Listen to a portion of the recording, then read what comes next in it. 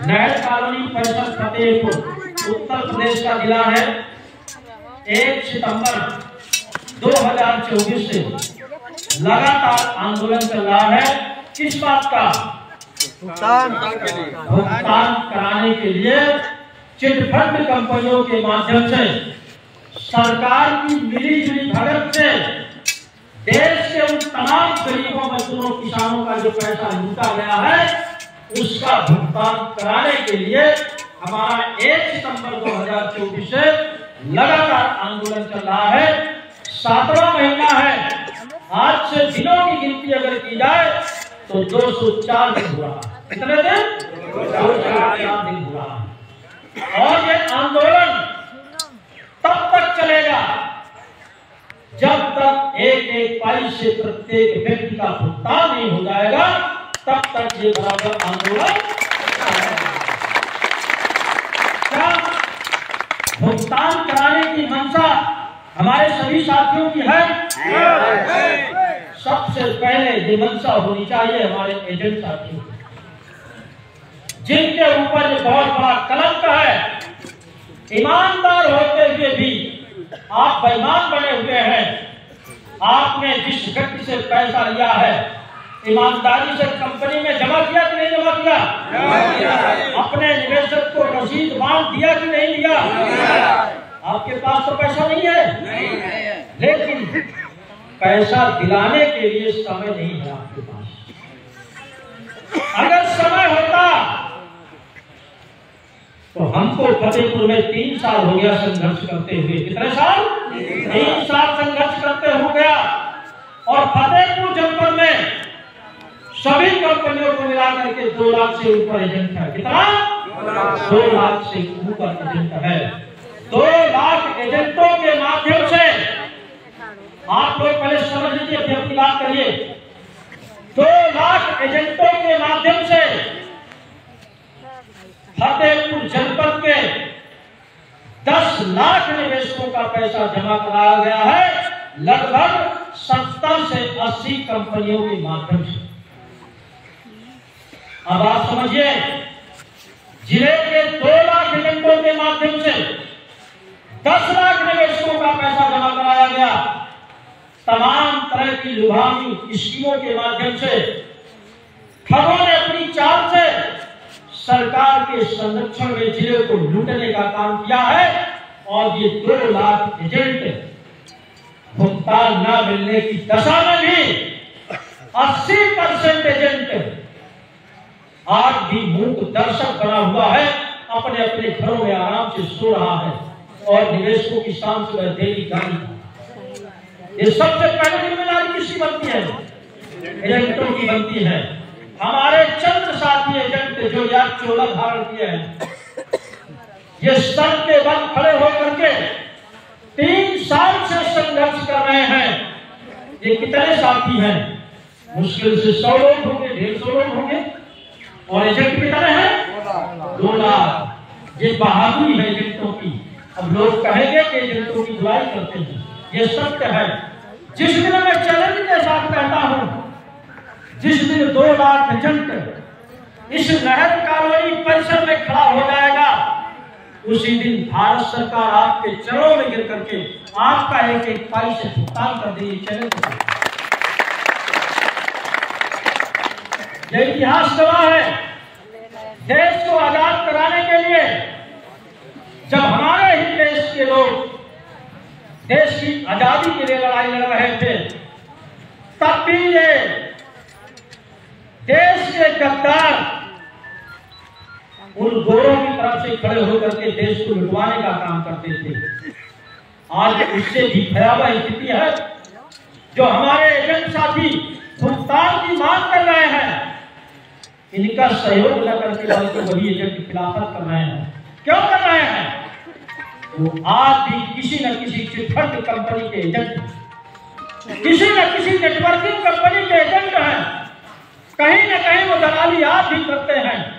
इसलिए वो नहीं चाहते कि संघर्ष के माध्यम से किसी का भुगतान हो, या भारत सरकार ने जो भुगतान के लिए कानून बनाया है वर्ष 2009 अनियमित जमा योजनाएं पाबंदी अधिनियम 2019, जो केवल भुगतान की व्यवस्था है, वो भी टाइम बाउंड है।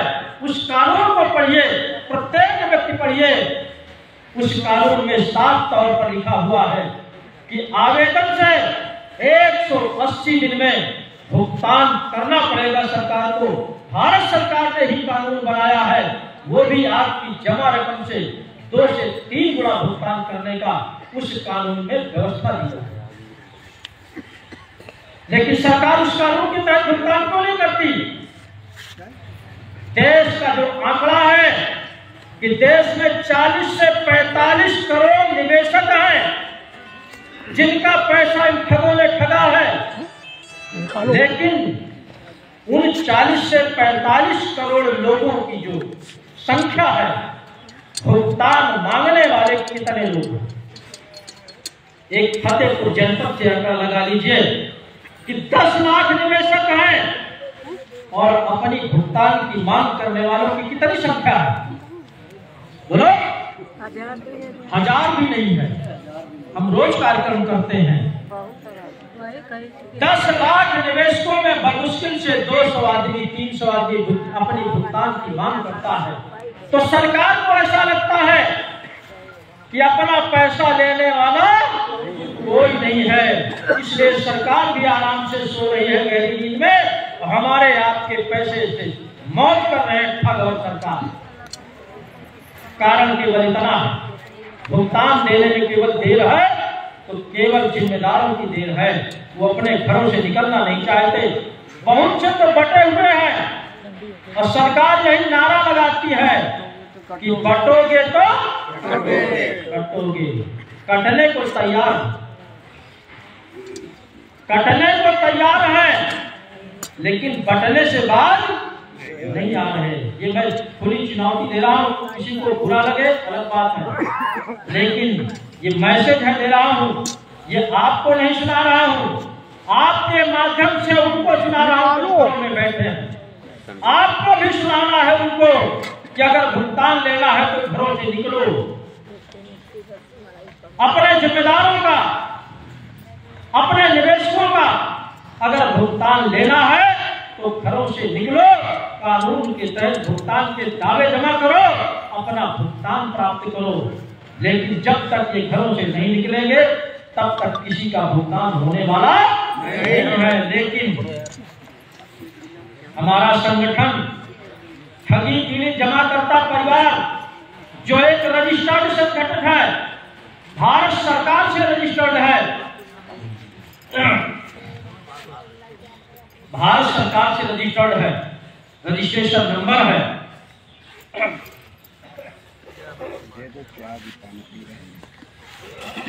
उस संगठन के माध्यम से संकल्प लिया गया है कि जब तक भुगतान नहीं हो जाएगा तब तक इस आंदोलन में चाहे 2 ही लोग बैठे रहें, ये आंदोलन समाप्त होने वाला नहीं है। तो हम एक छोटी सी आराधना करेंगे सब लोग मिल करके, क्योंकि आज से हमको बदलना भी है, अपना स्वभाव भी बदलना है और भुगतान की प्रक्रिया में कैसे परिवर्तन हो, कैसे भुगतान आगे बढ़े, उसको भी समझना है। तो हम भी बोलेंगे, आप लोग भी बोलेंगे, हम भगवान से प्रार्थना करेंगे। उस प्रार्थना में सभी को शामिल होना है। वो प्रार्थना क्या है,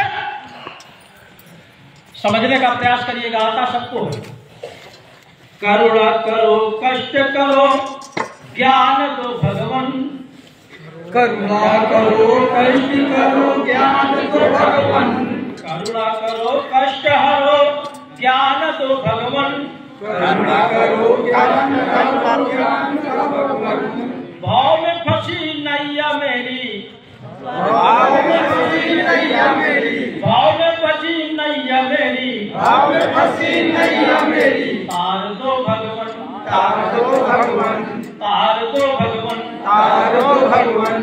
दर्द की दवा तुम्हारे पास है, दर्द की दवा तुम्हारे पास है, दर्द की दवा तुम्हारे पास है, दर्द की दवा तुम्हारे पास है। जिंदगी दया की है, जिंदगी दया की है, जिंदगी दया की है, जिंदगी दया की है। भीख मांगती करुणा करो कष्ट हरो ज्ञान दो भगवान भगवान ज्ञान कब देंगे? भगवान ज्ञान कब देंगे? आप घर में पड़े रहेंगे तब देंगे। साफ साफ लिखा है किताबों में, सभी ने पढ़ा होगा, कर्म में प्रधान विश्व रचना था। लिखा है ना, कर्म जब करेंगे तभी हमको फल मिलेगा। आराधना करेंगे, संघर्ष करेंगे, इसकी जो प्रक्रिया है उस क्षेत्र में जब काम करेंगे तब हमको भगवान ज्ञान देंगे, दिशा देंगे, शक्ति देंगे, तभी हमारा आपका मार्ग प्रशस्त होगा। इस बात से सहमत है कि नहीं?